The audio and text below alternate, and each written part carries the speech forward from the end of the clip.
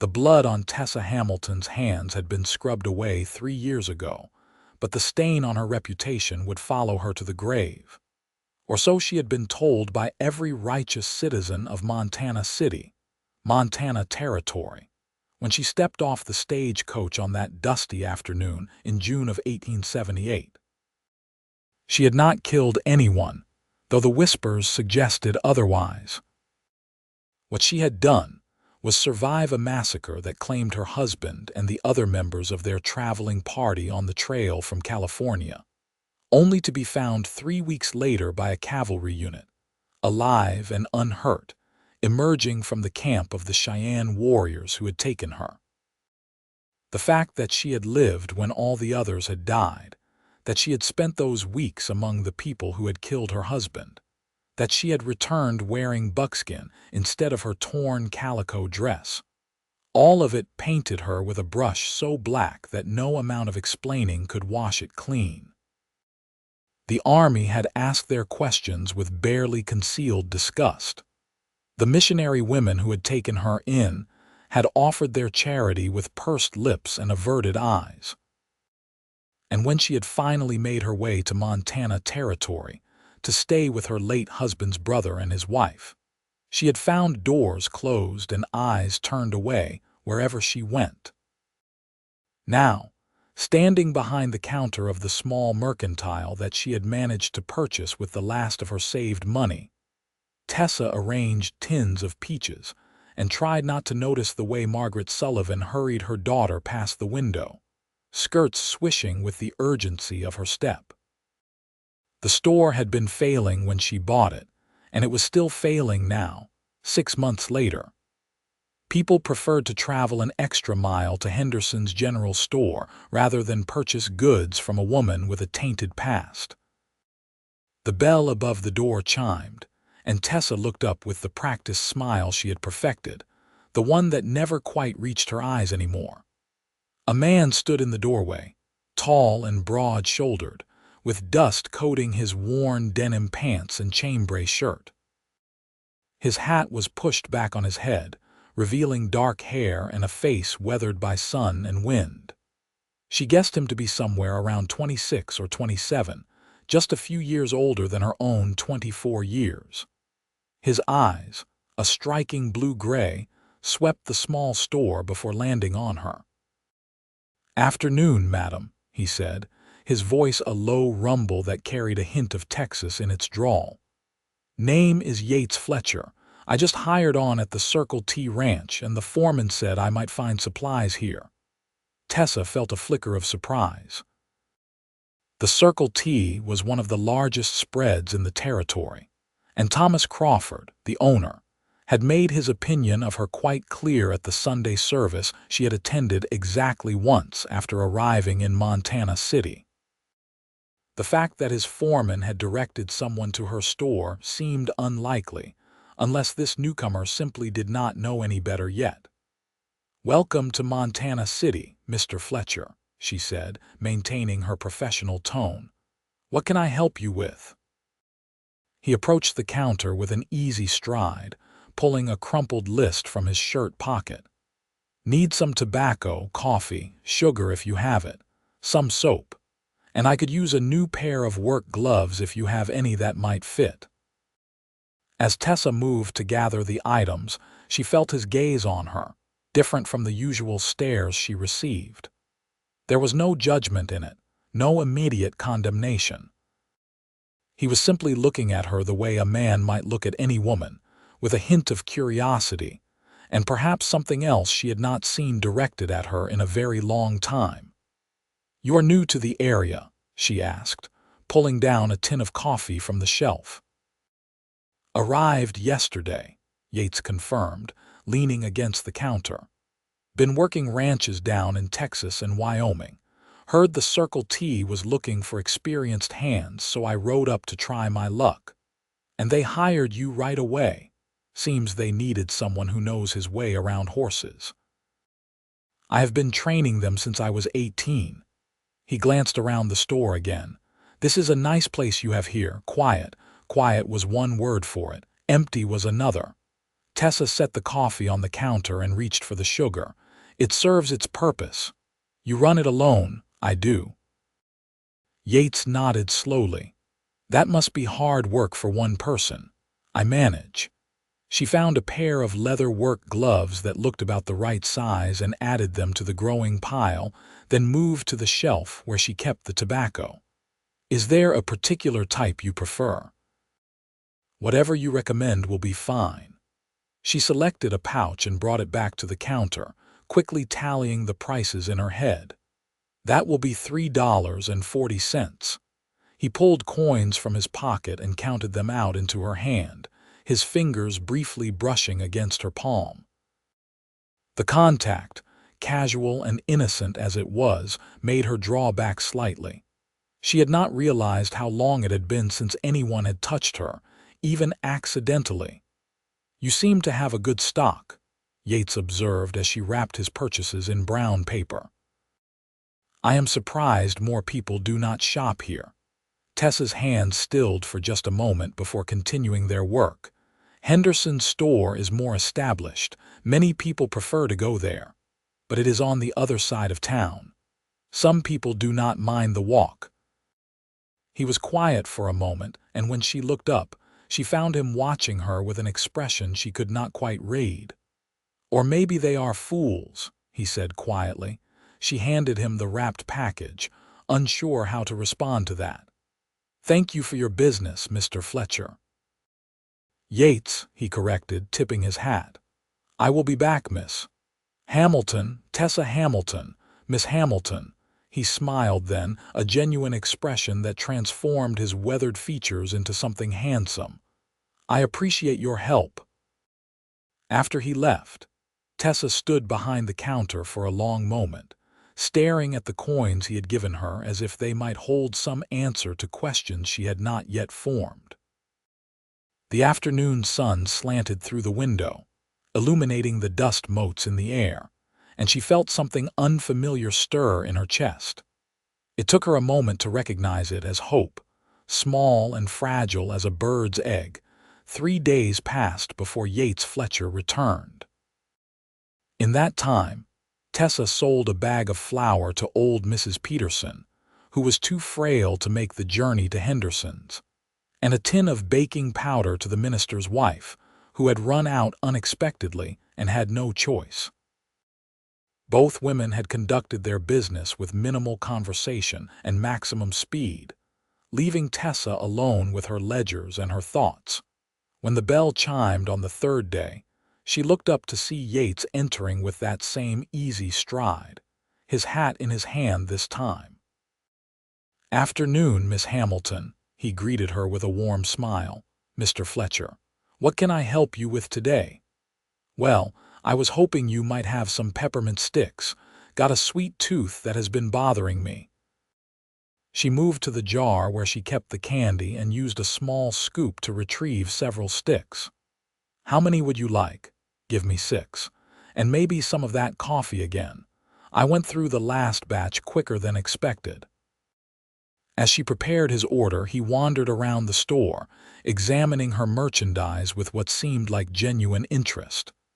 You have a good eye for quality, he commented, running his hand over a stack of folded wool blankets. These are well made. Thank you. I try to stock items that will last. That is a good philosophy.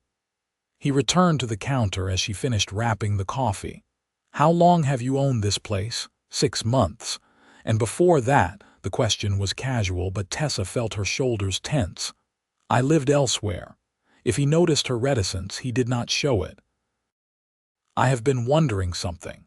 You seem to have everything a person might need here, good quality goods, fair prices, I would imagine, and a location right on Main Street. So why is Henderson's store so much busier? Tessa met his eyes directly.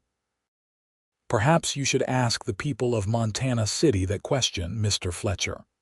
I am asking you. She wrapped the peppermint sticks carefully, buying herself time. Finally, she said, people have their reasons for their choices. I do not question them, but it bothers you. What bothers me is my business, sir, not yours.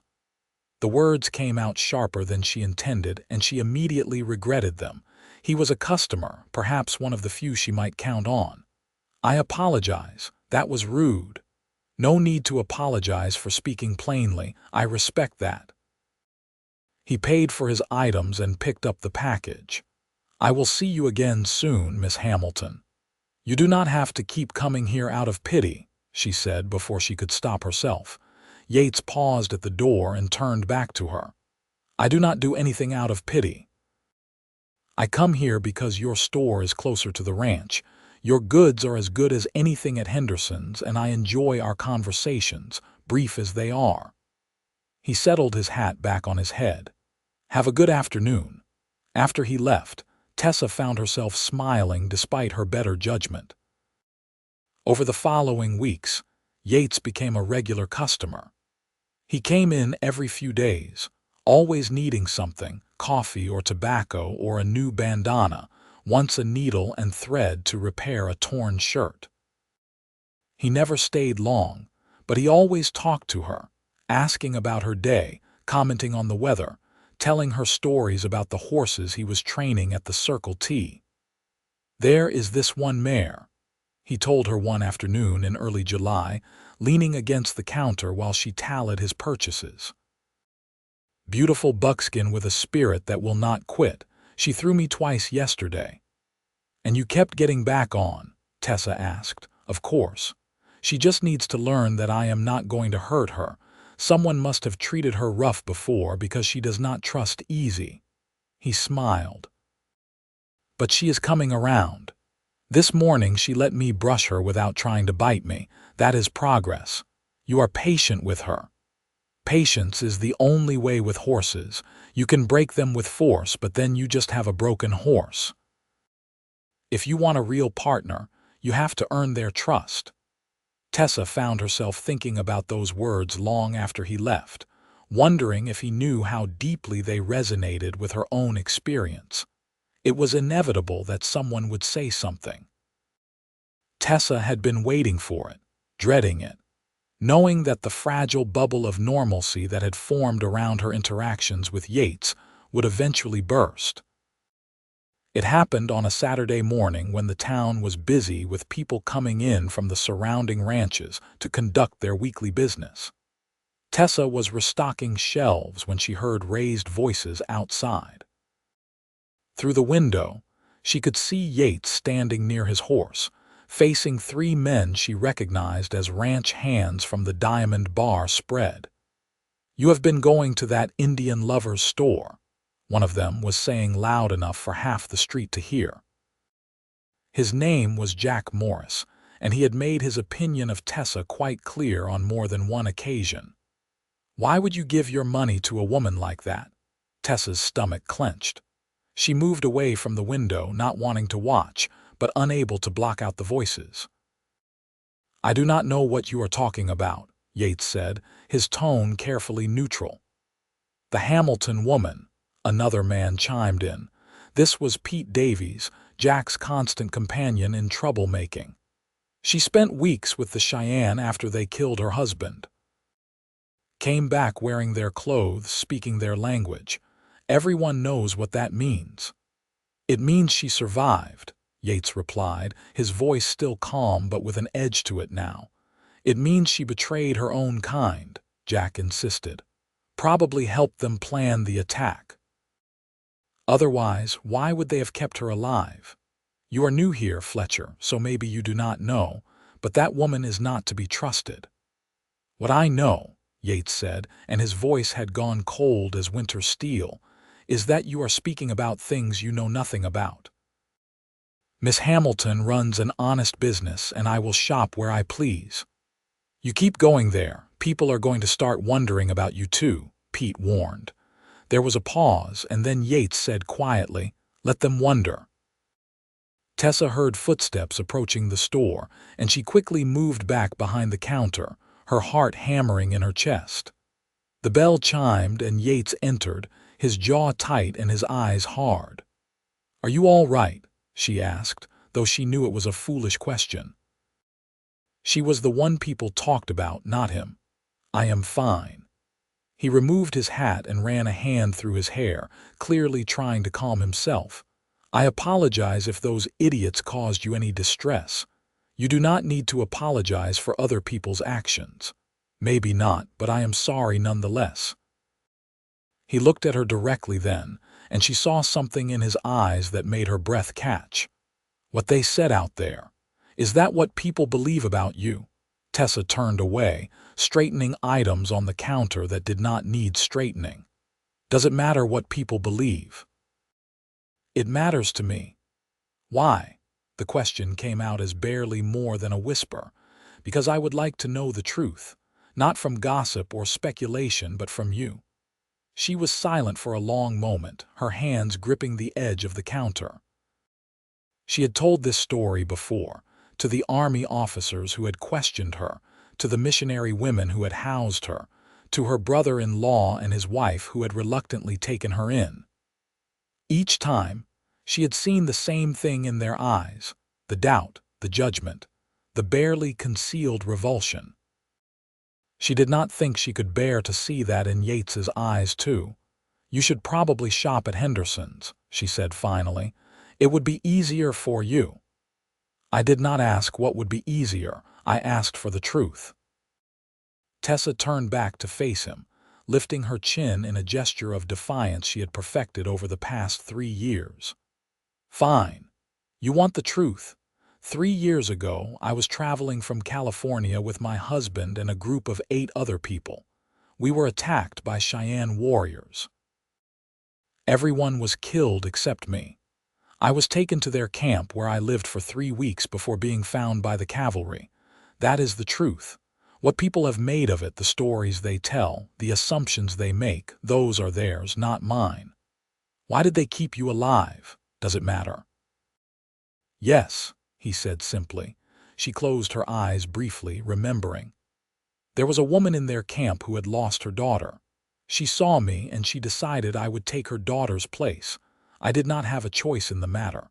I learned their language because I needed to survive. I wore their clothes because my own were torn to shreds, and I did not help them kill my husband or anyone else in that wagon train. I loved my husband. His death nearly destroyed me." When she opened her eyes again, Yates was watching her with an expression she could not decipher.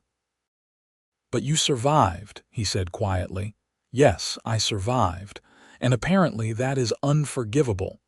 He took a step closer to the counter. "How did the cavalry find you?" "I escaped. Walked for 2 days until I reached a settlement.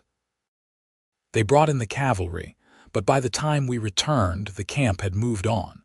There was no one to corroborate my story, no one to confirm that I had been a prisoner and not a willing participant. So people assumed the worst. People always assume the worst." She laughed, but there was no humor in it. "My own brother-in-law told me I should have died with my husband rather than shame the family name by living. His wife suggested I enter a convent where I could spend my life atoning for my sins. Coming here, buying this store, it was supposed to be a fresh start, but there are no fresh starts when people have already decided who you are." Yates was quiet for a moment, processing her words. Then he asked, "What was his name?"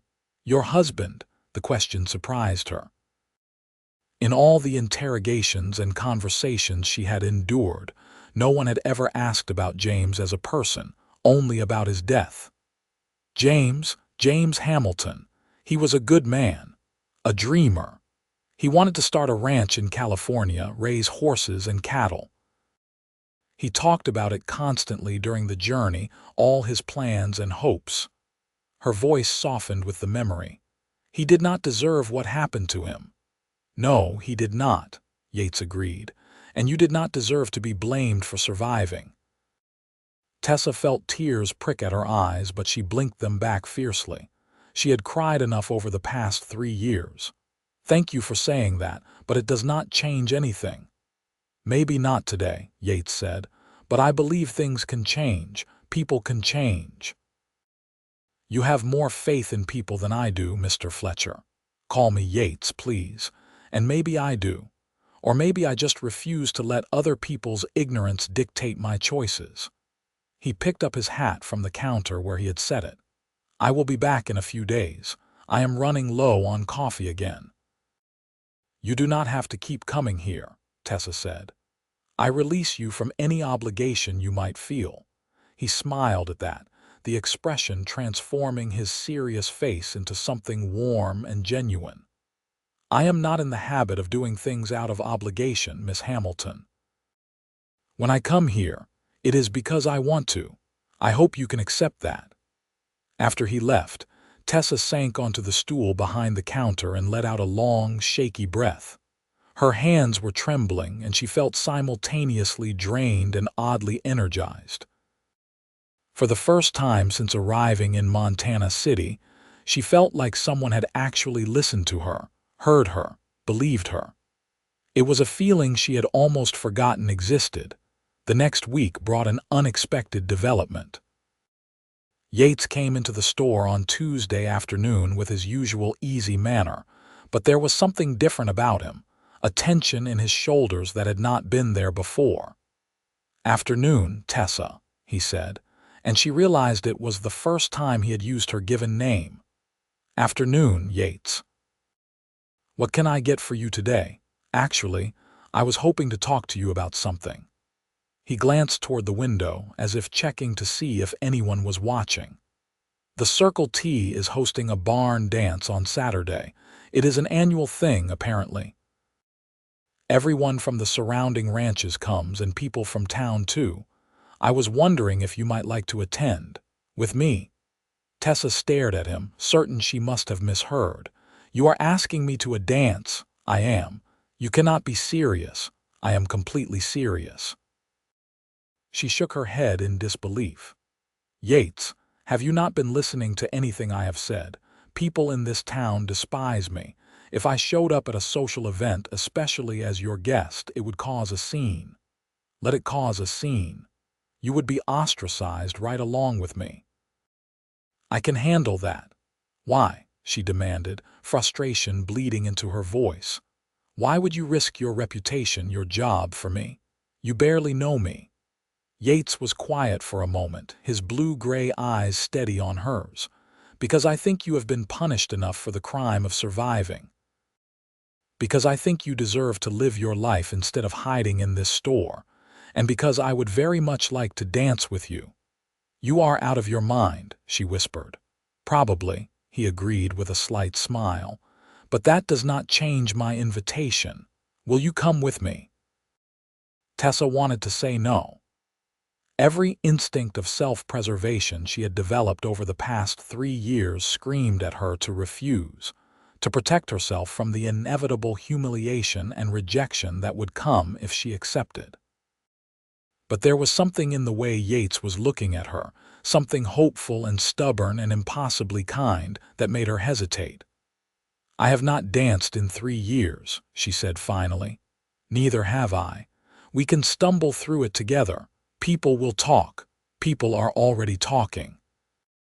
She bit her lip, torn between desire and fear. "I do not even have anything appropriate to wear." "Wear whatever you like. You will be beautiful regardless." The simple, matter-of-fact way he said it made her cheeks flush. "You are very persistent. It is one of my better qualities."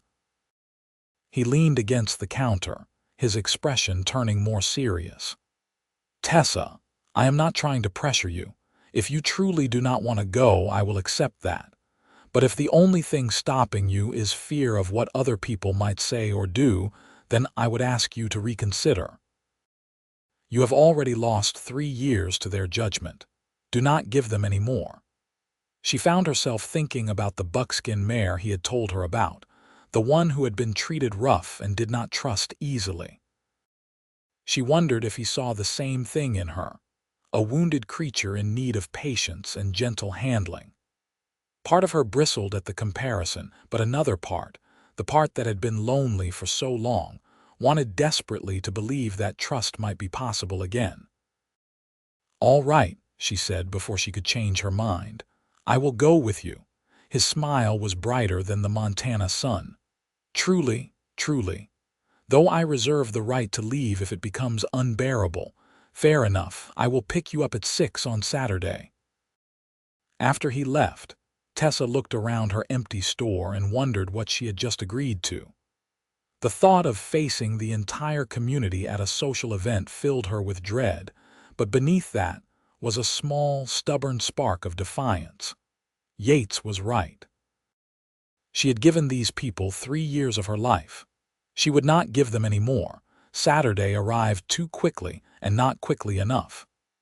Tessa spent the morning cleaning the store with more vigor than necessary, trying to work off her nervous energy. She closed early, something she rarely did, and went upstairs to the small apartment above the mercantile where she lived. Her wardrobe was limited, but she had one dress that might be suitable for a dance. It was a deep green calico with a modest neckline and long sleeves, saved from her life before the attack. She had not worn it in years, partly because there had been no occasion to, and partly because putting it on meant remembering the woman she had been when she first wore it. The woman who had believed the world was fundamentally good and fair. She slipped it on and was relieved to find it still fit, though it was a bit looser than it had been. She had lost weight over the past 3 years, worry and loneliness having carved away at her appetite. She arranged her dark brown hair in a simple style, pinned up with a few curls left to frame her face, and studied herself in the small mirror above her washstand. She looked like a respectable woman, a normal woman. Someone who might have friends and attend dances and live a life uncomplicated by tragedy and scandal. For a moment, she let herself pretend that was true. A knock on the door downstairs made her heart jump. She descended the narrow stairs and opened the door to find Yates standing there, cleaned up and dressed in dark trousers, a white shirt, and a black vest. His hair was still damp from washing, and he held his hat in his hands. "You look beautiful," he said simply. "You look very nice yourself," she replied, suddenly shy. He offered his arm. "Ready as I will ever be." They walked the 2 miles to the Circle T in the early evening light, the summer air warm and sweet with the scent of prairie grass. Yates kept up a steady stream of conversation, telling her about the week's work with the horses, and she gradually felt some of her tension ease. He had a gift for making things seem normal, for treating her like any other woman he might escort to a dance. As they approached the ranch, they could hear the music already starting, fiddles and a guitar blending in a lively tune. Lanterns had been strung around the large barn, and people were gathered in clusters, talking and laughing. Tessa felt her steps slow. "We do not have to go in if you do not want to," Yates said quietly. "No, I want to." She straightened her shoulders and lifted her chin. "I have done nothing wrong. I will not act like I have." They entered the barn together, and it was like watching a wave spread across water. Conversation stopped mid-sentence. Heads turned. The music continued for a few more bars before trailing off into silence. Tessa felt the weight of every eye in the building, felt the shock and disapproval radiating from the crowd like heat from a stove. Thomas Crawford, the owner of the Circle T and the man whose foreman had somehow directed Yates to her store, approached them with his wife at his side. He was a big man in his 50s, with a full beard going gray and eyes that could be kind or hard depending on the situation. Right now they were hard. "Fletcher," he said, his tone neutral, "I see you have brought a guest." "Yes, sir, Mr. Crawford. This is Miss Tessa Hamilton. Tessa, this is Thomas Crawford, owner of the Circle T, and his wife Martha." Martha Crawford was a thin woman with iron gray hair and a permanently pinched expression. She looked at Tessa as if she had found something unpleasant on the bottom of her shoe. "We know who she is," she said coldly. "Then you know she is a businesswoman and a member of this community," Yates replied, his voice pleasant but firm. "She is not welcome here," Martha stated flatly, Before Yates could respond, Thomas held up his hand. "Martha, this is my ranch and my party. I decide who is welcome." He studied Tessa for a long moment, and she met his gaze steadily, refusing to look away or show the fear churning in her stomach. Finally, he said, "Fletcher is one of my hands, and he has the right to bring a guest. Miss Hamilton, you are welcome to stay." "Thomas," his wife hissed, but he shook his head. "That is my final word on the matter." He looked at Yates. "Though I would suggest you both be prepared for some cold shoulders this evening." "We are prepared, sir," Yates said. Thomas nodded and moved away, his wife following with a stiff back and tight lips. The music started up again, tentative at first, then gaining confidence. People resumed their conversations, though Tessa could feel the glances still being thrown their way. "That went better than expected," Yates murmured. "Did it?" Tessa asked, watching as people literally turned their backs when she tried to make eye contact. "You are still here. That is something." He took her hand. "Dance with me, Yates. No one else is dancing yet." "Then we will be the first." He led her onto the makeshift dance floor before she could protest further. The musicians, after a moment of hesitation, shifted into a waltz. Yates placed one hand on her waist and took her other hand in his, and they began to move. Tessa had not been this close to a man since James died. She had forgotten what it felt like, the warmth of another person, the solid strength of a hand at her waist, the way two bodies could move together in rhythm. Yates was a good dancer, sure-footed and confident, and he guided her through the steps with ease. "You said you had not danced in 3 years," she accused softly. "I said I had not. I did not say I could not." He smiled at her. "My mother insisted all her sons learn to dance properly. Said it was the mark of a gentleman." "How many brothers do you have?" "3, all younger. I am the oldest." "Do they work with horses too?" "2 of them do. The youngest decided he wanted to be a lawman. Last I heard, he was a deputy down in Texas." They continued to dance, and slowly, hesitantly, other couples began to join them on the floor. Not many, and none came close to them, but it was something. Tessa tried to focus on the music and the movement, on the feeling of Yates's hand warm and steady at her waist, rather than on the whispers she could hear at the edges of the barn. When the waltz ended, Yates led her off the floor to a table where refreshments had been laid out. He poured her a cup of punch and got one for himself. "Thank you for the dance," she said. "The pleasure was all mine." He took a sip of his punch and grimaced. "This is terrible." "It is very sweet," she agreed, tasting her own. "Excuse me." They both turned to find a young woman standing nearby. She was pretty, blonde, and looked to be around 20. Tessa recognized her as Sarah Henderson, daughter of the man who owned the general store that competed with hers. "Yes," Yates said politely. Sarah ignored him and looked directly at Tessa. "I wanted to say that I think it is very brave of you to come here tonight." Tessa blinked, surprised. "Thank you.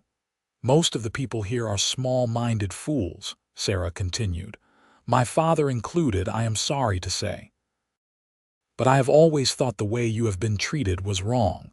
What happened to you was a tragedy, not a scandal. That is very kind of you to say. It is just the truth."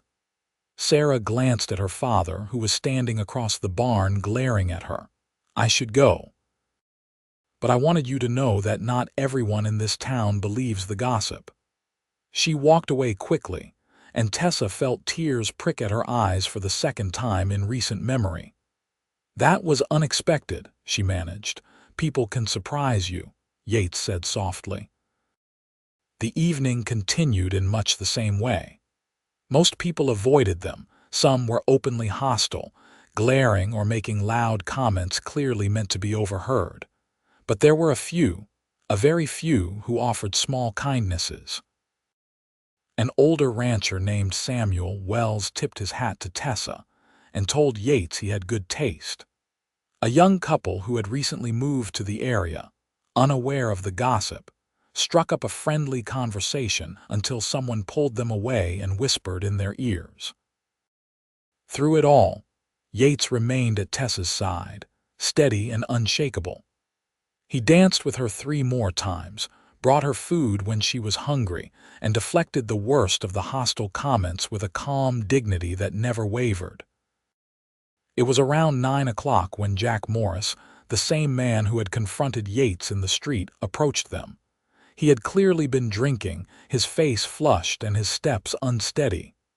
"Fletcher," he said loudly, "I want to know what you see in this woman. Is it because she has experience with savages? Does that excite you?" Yates set down his cup very carefully and turned to face Jack. His voice, when he spoke, was deadly quiet. "You need to walk away right now." "I am just asking a question," Jack insisted, emboldened by whiskey and the crowd gathering around them. "Everyone wants to know, what is she giving you that makes it worth ruining your reputation?" "Jack, that is enough," Thomas Crawford said, pushing through the crowd. "You are drunk. Go home." "I am just saying what everyone is thinking," Jack protested. "No, you are being a jackass," Thomas said flatly. "Get off my property before I have you thrown off."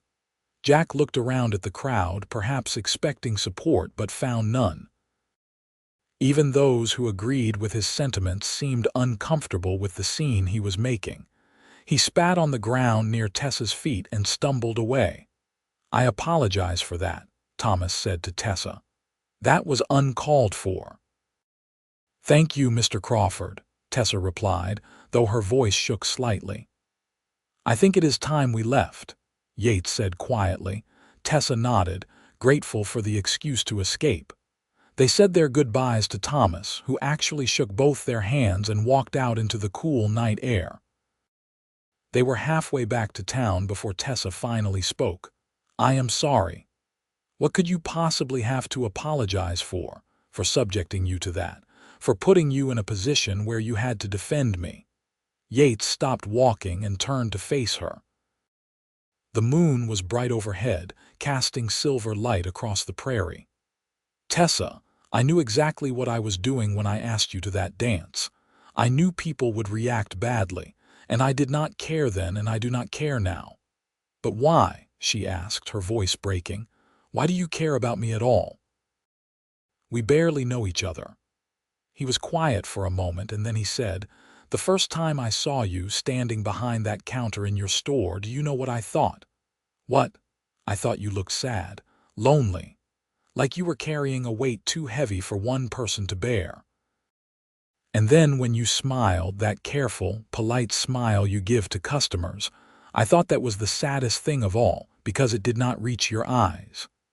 He took a step closer. "I have spent my whole life working with wounded creatures, horses mostly, but sometimes dogs or cattle. And I have learned that the ones who have been hurt the worst, the ones who have the most reason not to trust, they are also the ones who have the most love to give if you can just earn that trust."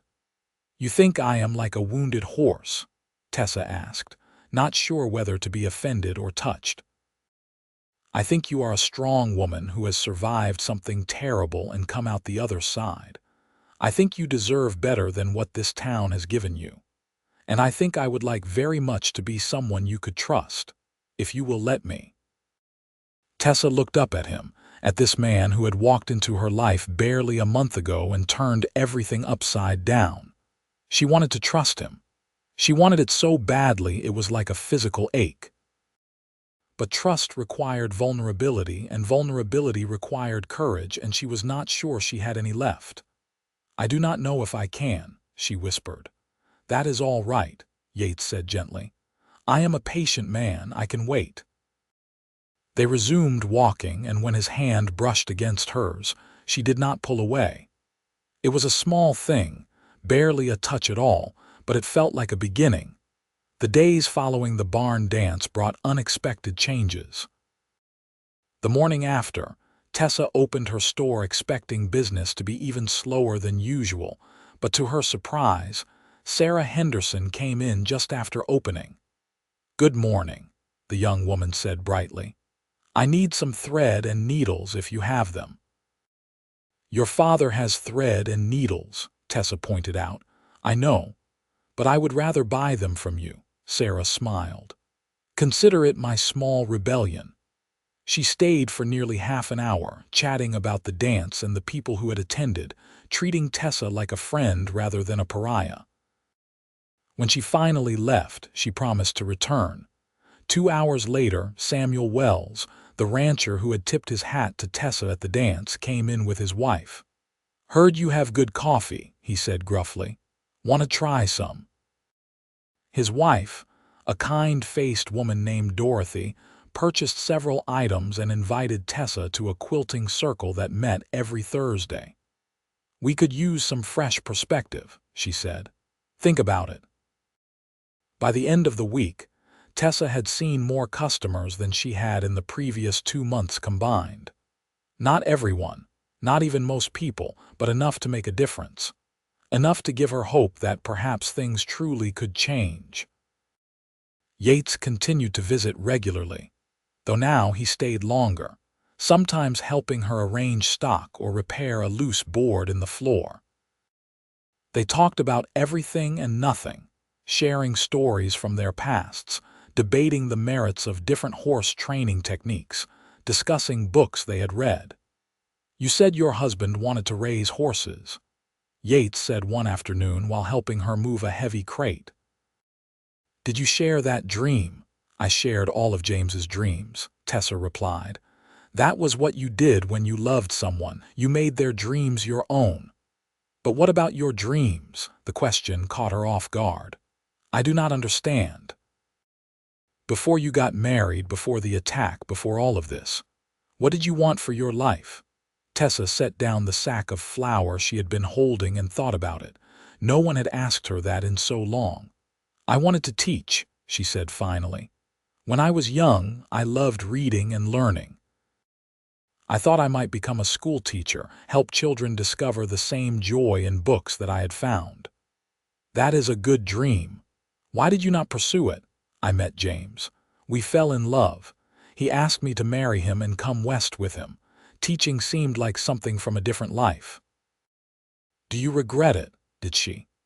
Tessa considered the question honestly. "I regret what happened. I regret that James died before he could achieve his dreams. But I do not regret loving him or marrying him. He was a good man, and we had 2 happy years together before the attack." "You must have loved him very much." "I did." She looked at Yates directly. "Does that bother you?" "Why would it bother me?" "Because I still love him in a way. I always will. He was my husband. He died trying to protect me during the attack. That kind of love does not just disappear." Yates nodded slowly. "I would not expect it to, and I would not want you to forget him or stop loving his memory. That would be like asking you to cut out a part of your heart." He paused. "But hearts are remarkable things. They have room for more than one person. Loving someone who is gone does not mean you cannot love someone who is here." The words hung in the air between them, weighted with meaning. Tessa felt her pulse quicken. "Yates, I am not asking for anything," he said quickly. "I just wanted you to know that. When you are ready, if you are ever ready, your past will not be an obstacle for me." That night, lying in bed above the store, Tessa thought about what he had said. She thought about James, about the young woman she had been when she married him, full of trust and hope. She thought about the woman she had become, hardened by tragedy and judgment. And she thought about the woman she might become, if she was brave enough to try. August brought scorching heat and a drought that had the ranchers worried. Tessa's store continued to see steady, if modest, business. She had even hired a young man named Peter Carlson to help with heavy lifting and deliveries. Peter was 16, the son of a farmer whose crop had failed, and he was grateful for the work. Yates came by less frequently during this time, as the drought meant extra work at the Circle T. The horses needed constant watering and the cattle had to be moved to find grazing. When he did visit, he was usually dusty and exhausted, but he always had a smile for Tessa. "I miss our talks," he admitted one evening. He had come by just before closing and Tessa had made them both coffee. "I miss them too," she confessed. "Maybe when this drought breaks, we could spend more time together. I could take you riding if you would like, show you some of the country around here." "I would like that very much." He looked at her over the rim of his coffee cup, his blue-gray eyes warm. "You have been smiling more lately. Real smiles, not the ones you give to customers.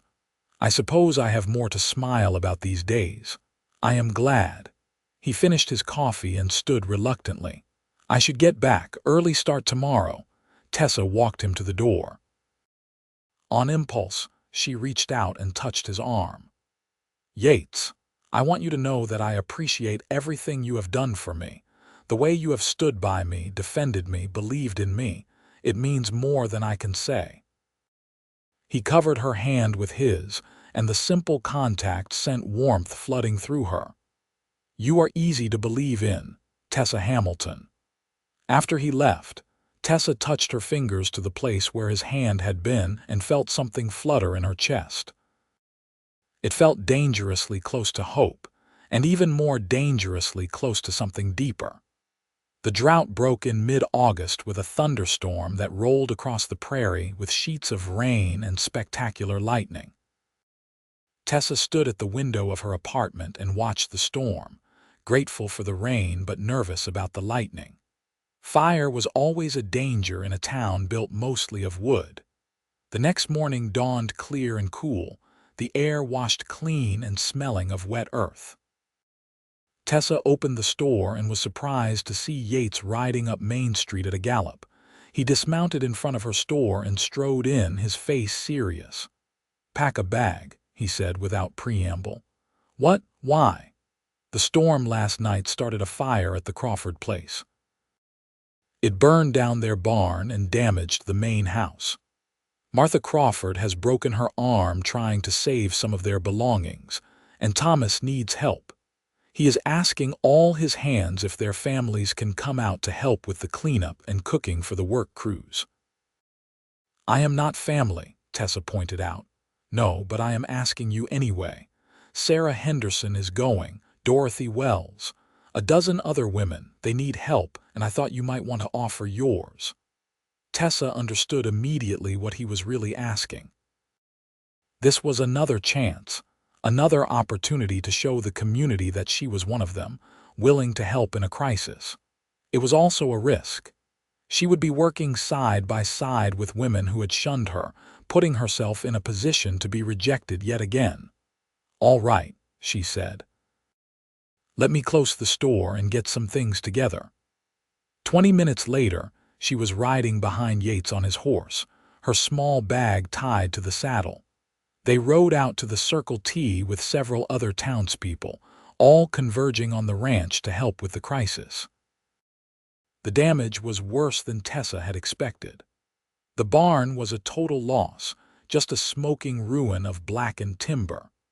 The main house had suffered fire damage to one side and water damage throughout from the frantic efforts to save it. Martha Crawford sat in a chair on the porch, her arm in a sling, directing operations with her usual imperious manner. The women immediately set to work, preparing food for the crews who would spend the day clearing debris and beginning repairs. Tessa found herself in the kitchen with Sarah Henderson, Dorothy Wells, and half a dozen other women, some of whom had never spoken to her before. At first, there was awkward silence. Then Dorothy said briskly, "Tessa, you have good strong hands. Can you help me knead this bread dough?" And just like that, the ice was broken. They worked together throughout the morning, preparing enormous quantities of food. The work was hard and hot, but there was something satisfying about it, about being part of a group effort, about feeling useful. During a brief break, Sarah pulled Tessa aside. "I am glad you came. We need all the help we can get. I am happy to help. I know some of these women have not been kind to you, but I think working together like this might change some minds." Sarah lowered her voice. My father is furious that I am here with you, but I told him that Christian charity means helping everyone, not just the people we approve of. He did not have much to say to that. Tessa smiled. You are braver than I am. No, I am just younger and more foolish. You are the brave one. You kept going when most people would have given up. By mid-afternoon, Tessa was exhausted but satisfied. They had fed 30 men, cleaned up the kitchen, and started preparing the evening meal. She stepped outside for some air and found Yates waiting for her, leaning against the porch railing. How are you holding up? He asked, tired, but it feels good to be useful. Thomas told me to tell you thank you. He said he appreciates you coming out to help. I should thank him for allowing me to come. Yates shook his head. You need to stop thanking people for treating you like a human being. It should be the standard, not the exception. Maybe, but I still appreciate it. They stood together in comfortable silence, watching the work crews move about the property. After a moment, Yates said, I have been thinking. About what?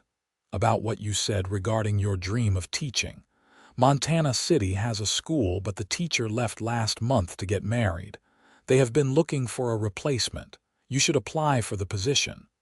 Tessa shook her head immediately. They would never hire me. Can you imagine the reaction if someone like me tried to teach their children? I can imagine it. But I can also imagine you being wonderful at it. You are smart, patient, kind. You would be a good teacher. It is a nice thought, but not realistic. Promise me you will at least think about it. She sighed. Fine, I will think about it, but do not get your hopes up. That evening, as they prepared to return to town, Thomas Crawford sought Tessa out personally. Miss Hamilton, I wanted to thank you for your help today. My wife tells me the kitchen ran smoothly thanks to you and the other ladies. I was happy to help, Mr. Crawford. He hesitated, then said, I want to apologize for the way my wife spoke to you at the dance. She has strong opinions and she does not always express them kindly. There is no need to apologize. I think there is. I have made some judgments about you based on gossip rather than fact. That was wrong of me. He looked at her directly. Yates is one of the best men I have ever hired. He is honest, hardworking, and has a good character. The fact that he thinks so highly of you tells me I should reconsider my own opinion. That is very kind of you to say. It is just the truth.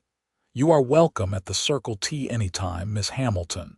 Riding back to town behind Yates, Tessa felt lighter than she had in years. The day had been exhausting, but it had also been transformative. She had worked alongside women who had previously shunned her, and while not all of them had been friendly, none had been openly hostile. It was progress, small but real. You are quiet, Yates observed, just thinking. About what? About how much things have changed in the past few months. When I first came to Montana City, I thought I would spend the rest of my life alone, shut out and shut away. But now I have friends, or at least the beginnings of friendships. I have customers who treat me with respect. I have you. She paused. I never thought I would have any of that again. Yates reached back and squeezed her hand where it rested at his waist. You deserve all of that and more.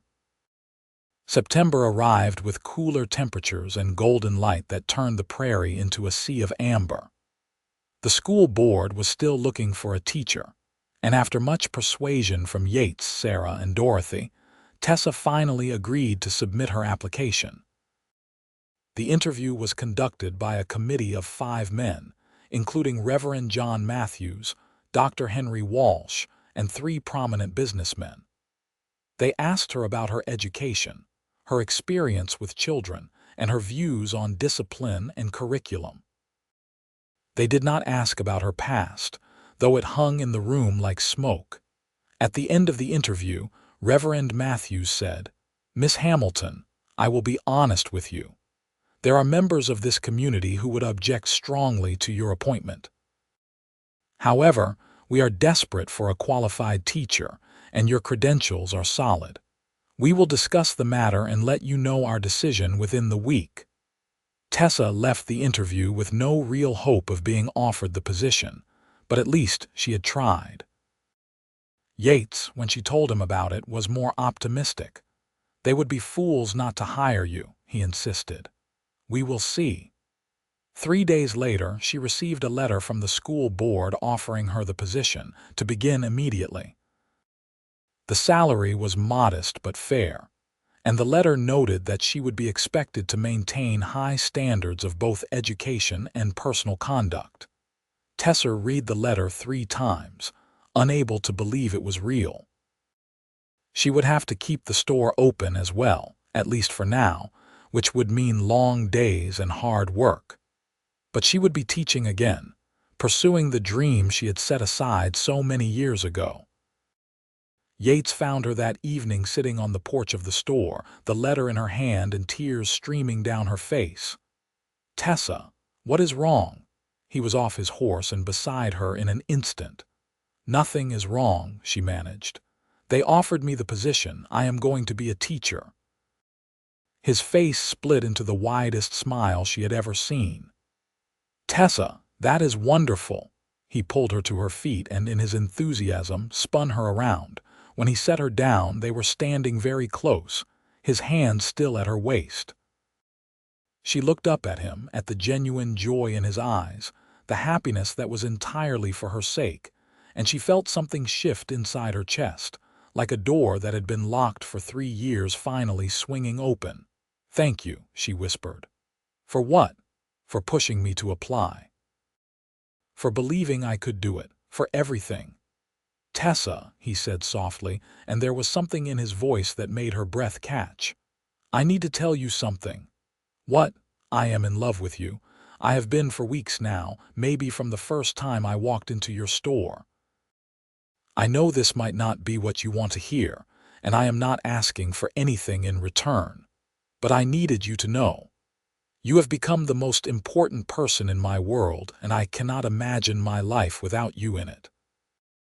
Tessa stared at him, her heart pounding so hard she was sure he must be able to hear it. Part of her wanted to run, to protect herself from the vulnerability that came with caring for someone again. But a larger part, the part that had been slowly healing over these past months, wanted to take the risk. "I am scared," she admitted. "I know. I love James, and I survived his death, but I do not know if I could survive losing someone else I love. You will not lose me. I am not going anywhere. You cannot promise that. Life is uncertain. People die." "You are right," Yates agreed. "I cannot promise that nothing bad will ever happen, but I can promise that I will be here every day that I am able, loving you and standing by you. That is all anyone can promise." Tessa reached up and touched his face, feeling the roughness of his jaw under her palm. "I think I might be falling in love with you too. It terrifies me. Then we will be terrified together." He covered her hand with his. "You do not have to say anything else right now. Just know that I am here and I am not going anywhere." She stood on her toes and kissed him, a brief, gentle press of lips that felt like a promise and a question all at once. When she pulled back, he was smiling. "I have been wanting to do that for months," he confessed. "Why did you not?" "Because I was waiting for you to be ready. I think I am ready now, or at least, I am ready to try." He kissed her again, longer this time, and Tessa felt the last of her walls crumble. This was what it felt like to let someone in, to trust again, to hope again. It was terrifying and exhilarating in equal measure. Tessa began teaching the following Monday.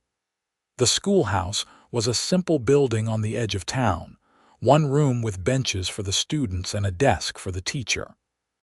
She had 14 pupils ranging in age from 6 to 15, children of farmers and ranchers and townspeople. The first day was difficult. Some of the students had clearly heard things about her from their parents and were suspicious or hostile. But Tessa was patient, treating each child with respect and fairness, focusing on their education rather than their prejudices.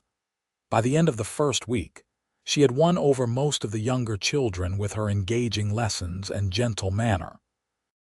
The older students were harder, particularly a boy named Thomas Morris, son of Jack Morris, the man who had caused the scene at the barn dance. Thomas was openly defiant, refusing to complete assignments and encouraging the other students to misbehave. Tessa handled it with the same patience she brought to everything else. She did not rise to his provocations or punish him harshly. Instead, she found that he was struggling with reading and offered to help him after school. He refused at first, but when she made it clear the offer was genuine and without judgment, he grudgingly accepted. Within 2 weeks, Thomas's reading had improved noticeably, and his attitude had softened. He still was not her biggest supporter, but he had stopped being actively hostile.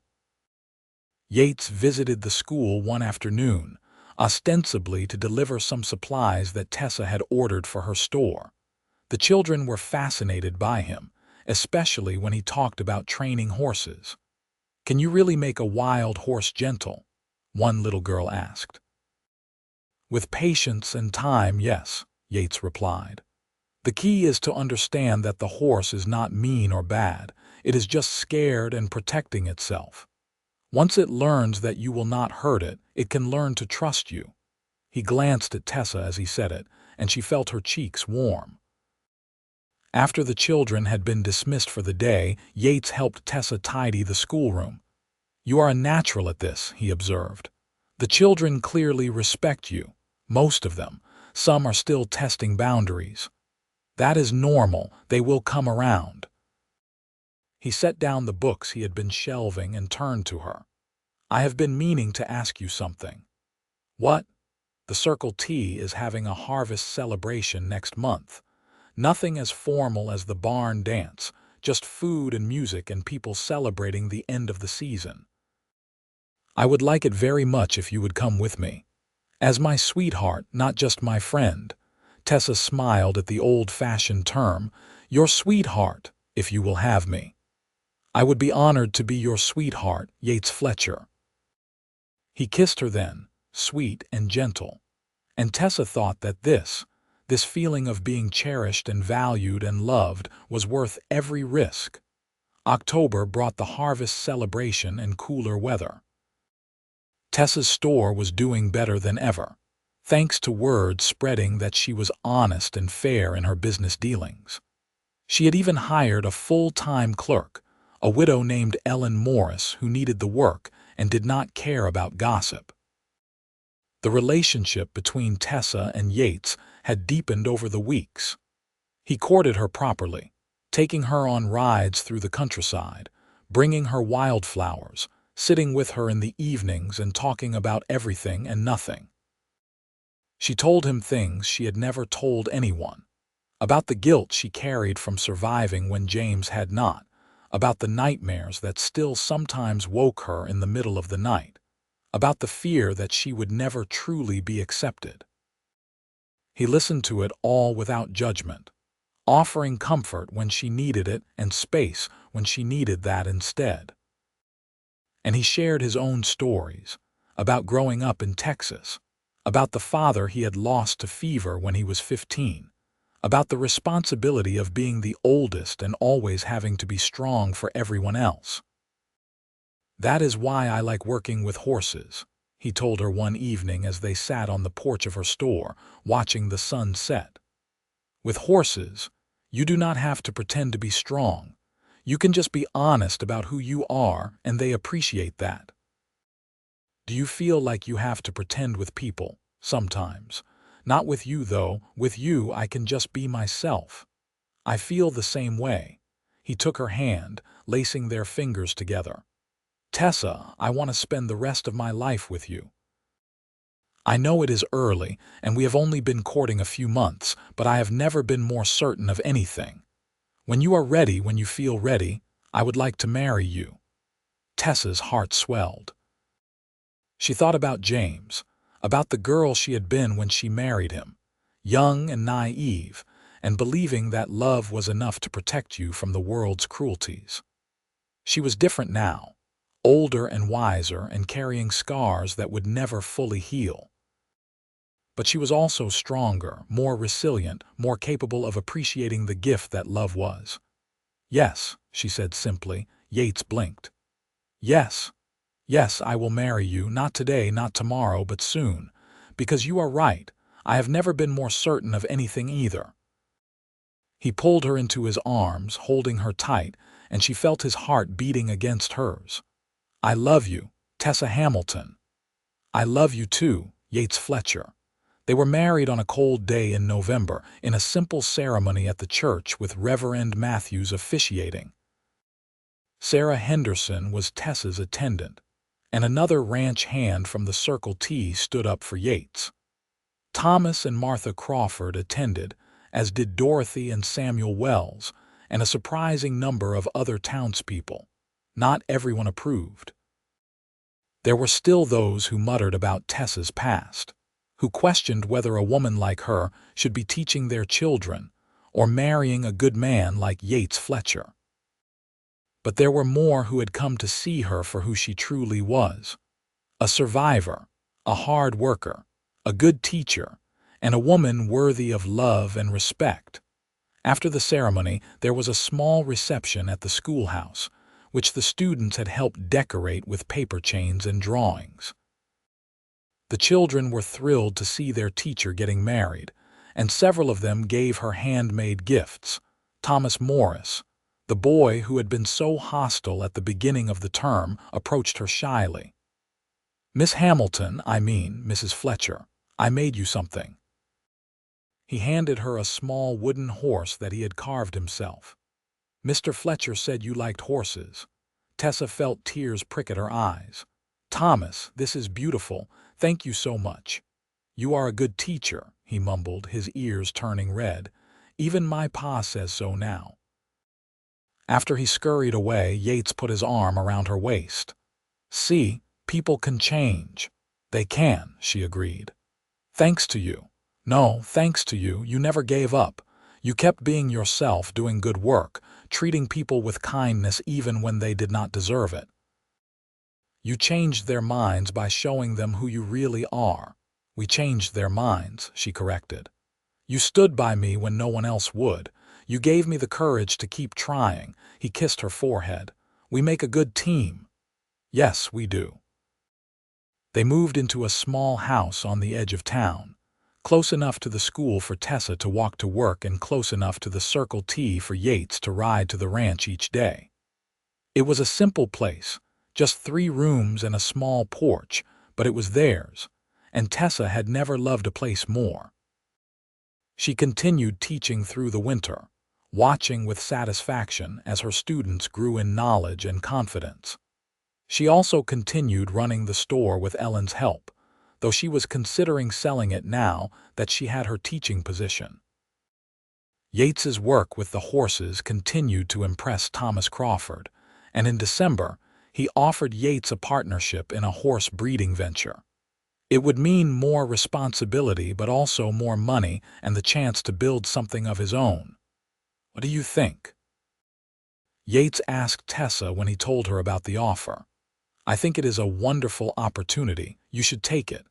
It would mean I am away from home more, at least in the beginning." "I will be here when you get back," she smiled. "We are partners now, remember? We support each other's dreams." Spring brought new life to Montana Territory. The prairie bloomed with wildflowers, the cattle grew fat on new grass, and Tessa discovered she was pregnant. She told Yates one evening as they sat on their porch watching the sunset, much as they had on the night he proposed. "Truly?" he asked, his face lighting up with joy. "Truly. The baby should arrive in the fall." He pulled her into his arms, holding her gently as if she might break. "This is the happiest day of my life." "Mine too." The pregnancy was healthy and uncomplicated. Tessa continued teaching through the spring term, then took the summer off to prepare for the baby and rest. The townswomen, led by Dorothy Wells and Sarah Henderson, threw her a small party where they brought gifts and offered advice. Even Martha Crawford attended, bringing a beautiful quilt she had made herself. "For the baby," she said stiffly. Then, in a softer voice, "I was wrong about you, Tessa. I let old prejudices blind me to the truth. You are a good woman, and Yates is lucky to have you. Thank you, Martha. That means a great deal to me." Their son was born on a crisp October evening, with Dr. Walsh in attendance and Sarah acting as midwife. He was healthy and strong, with his father's blue-gray eyes and a shock of dark hair. "What should we name him?" Yates asked, cradling the tiny bundle with a look of absolute wonder. "I was thinking William after your father," Tessa suggested. "And James for his middle name after yours," Yates added. "William James Fletcher," Tessa said softly. "It is perfect." Watching Yates with their son, seeing the gentle way he handled the baby, the love shining in his eyes, Tessa felt a peace she had not known was possible. She had survived so much, lost so much, carried so many scars. But she had also found new love, new purpose, new hope. The past would always be part of her story. James would always hold a place in her heart. The trauma of the attack and its aftermath would never completely fade. But those things no longer defined her. She was Tessa Fletcher now, wife and mother and teacher, beloved and valued and free. One evening, when William was about 3 months old, Yates found her standing at the window of their bedroom, looking out at the stars. "What are you thinking about?" he asked, coming up behind her and wrapping his arms around her waist. "About how different my life is now compared to 3 years ago. When I first came to Montana City, I thought I would spend the rest of my life alone and shunned. I never imagined I could have this, have you, have William, have a place in this community. You deserve all of it.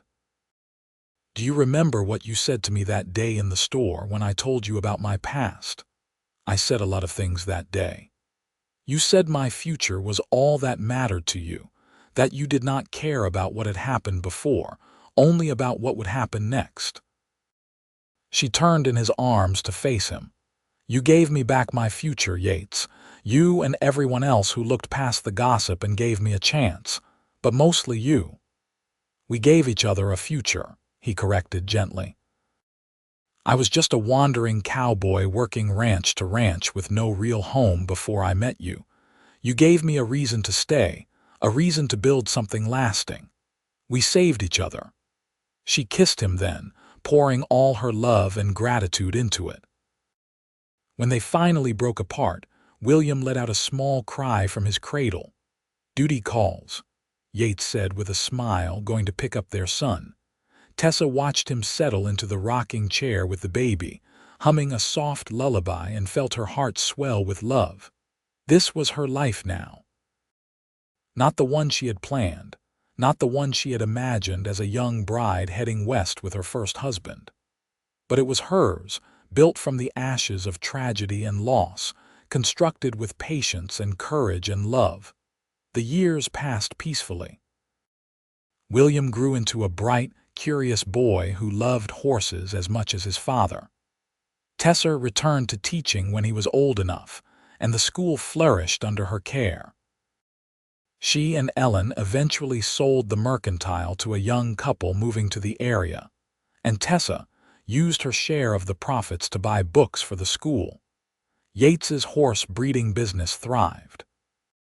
The Fletcher name became known throughout Montana Territory for producing quality horses, and he hired several young men to help with the growing operation. He and Thomas Crawford became true friends, and the two families often shared meals together. When William was 4, Tessa gave birth to a daughter they named Clara Rose. She had her mother's dark hair and her father's smile, and she was the apple of William's eye. He took his role as big brother very seriously, always watching out for her and teaching her everything he knew. Sarah Henderson married a lawyer from Helena and moved away, but she and Tessa maintained a correspondence that lasted for years. Dorothy Wells became like a mother to Tessa, offering wisdom and support through all of life's challenges. One Sunday in summer, when William was 8 and Clara was 4, the whole family attended the church picnic. It was a beautiful day, warm and sunny, and the meadow outside of town was filled with families enjoying the weather. Tessa sat under a tree watching Yates play with the children, running and laughing and making them squeal with delight. She thought about how far they had all come, how this community that had once shunned her now embraced her family completely. Dorothy came to sit beside her. "You look content." "I am," Tessa replied, "more than I ever thought possible. You have built a good life here, you should be proud." "I am, but I could not have done it without Yates, without you, without all the people who gave me a second chance." Dorothy patted her hand. "We all deserve second chances, dear. The key is having the courage to take them when they are offered." As the afternoon wore on, Thomas Crawford approached Tessa. He was older now, gray in his beard and slower in his movements, but his eyes were still sharp. "Tessa, I wanted to talk to you about something," he said. "Of course, Thomas. What is it?" "I am thinking about retiring in the next few years, turning the Circle T over to my son. But before I do, I want to make sure Yates has a proper stake in the horse breeding operation. He has worked hard and he deserves to be a full partner, not just someone working on shares." "That is very generous of you. It is just fair. He is like a son to me. And you have become like a daughter, despite my wife's initial resistance." He smiled slightly. "I am glad you came to Montana City, Tessa. You have made this community better." Tears stung Tessa's eyes. "Thank you, Thomas. That means more than you know." That evening, as they walked home from the picnic with William riding on Yates's shoulders and Clara holding Tessa's hand, Tessa felt a profound sense of gratitude. Her life had not turned out the way she had planned. She had faced tragedy and loss, judgment and rejection. But she had also found love and acceptance, purpose and belonging. "What are you smiling about?" Yates asked, catching her expression. "Just thinking about how lucky I am." "We are the lucky ones," he corrected. "All of us." William and Clara eventually grew up and started families of their own. William became a horse trainer like his father, taking over the breeding operation when Yates retired. Clara married a teacher and opened a school in a nearby town. Tessa taught for 30 years before finally retiring, having educated hundreds of children, and earning a reputation as one of the finest teachers in Montana Territory. Many of her students stayed in touch over the years, writing to tell her about their successes and thanking her for the foundation she had given them. Yates continued working with horses well into his 60s, unable to fully give up the work he loved. He and Tessa spent their evenings on the porch of their home, now expanded and improved over the years, talking and laughing and remembering. "Do you ever think about that first day I walked into your store?" Yates asked one evening. "Often," Tessa admitted. "I was so lonely then, so certain that I would never have a normal life again." "What would you tell that version of yourself if you could?" Tessa thought about it. "I would tell her to hold on, that the darkness will not last forever. That there are good people in the world who will see past the gossip and judgment to the truth. That love is possible, even after loss. That the future can be beautiful, even when the past is painful. That is good advice." "What would you tell the version of yourself who walked into that store looking for supplies?" Yates smiled. "I would tell him to be patient, that the sad woman behind the counter will become the love of his life, that standing by her through the hard times will be worth it, that building a life together will be the greatest adventure he will ever have." Tessa reached for his hand, their fingers interlacing with the ease of decades of practice. "We have had a good life, have we not?" "The best," he agreed. "And we are not done yet." They spent their final years surrounded by family and friends, watching their grandchildren grow and thrive. Tessa passed away peacefully in her sleep at the age of 76, with Yates holding her hand. He followed her less than a year later, unable to imagine a life without his beloved partner. They were buried side by side in the Montana City Cemetery, their headstones simple but elegant. Tessa's read, "Beloved wife, mother, teacher, she taught us all to look beyond the past." Yates's read, "Beloved husband, father, friend, he saw the future in everyone." At their funeral, which was attended by nearly the entire town, William stood to speak about his parents. He talked about their love story, about how his father had seen past gossip and judgment to love his mother for who she truly was. He talked about the lessons they had taught him, about courage and kindness and the importance of giving people second chances. "My father used to say that my mother gave him a reason to build a life instead of just wandering from place to place," William said, his voice thick with emotion. "But my mother always said that my father gave her back her future when everyone else was focused on her past. The truth is, they gave each other everything that mattered: love, family, purpose, belonging. And through their example, they taught all of us that who we are today and who we choose to be tomorrow matters far more than anything that happened yesterday." As the mourners dispersed, carrying memories of two people who had truly loved each other and their community, the Montana sun set over the prairie in brilliant shades of gold and pink. It was the end of a beautiful story, but also the beginning of a legacy that would live on through children and grandchildren, through students who became teachers themselves, through a community that had learned to look past prejudice to see the truth. Tessa Hamilton Fletcher had come to Montana City broken and shunned, carrying the weight of a past she could not change. But with the love of a good man who believed in her future rather than her past, she had built a life of meaning and joy. She had proven that redemption was possible, that love could heal even the deepest wounds, that the future truly was all that mattered in the end. And in that small town in Montana Territory, her story became legend, a reminder to future generations that everyone deserves a second chance, and that sometimes the most beautiful futures grow from the most painful pasts.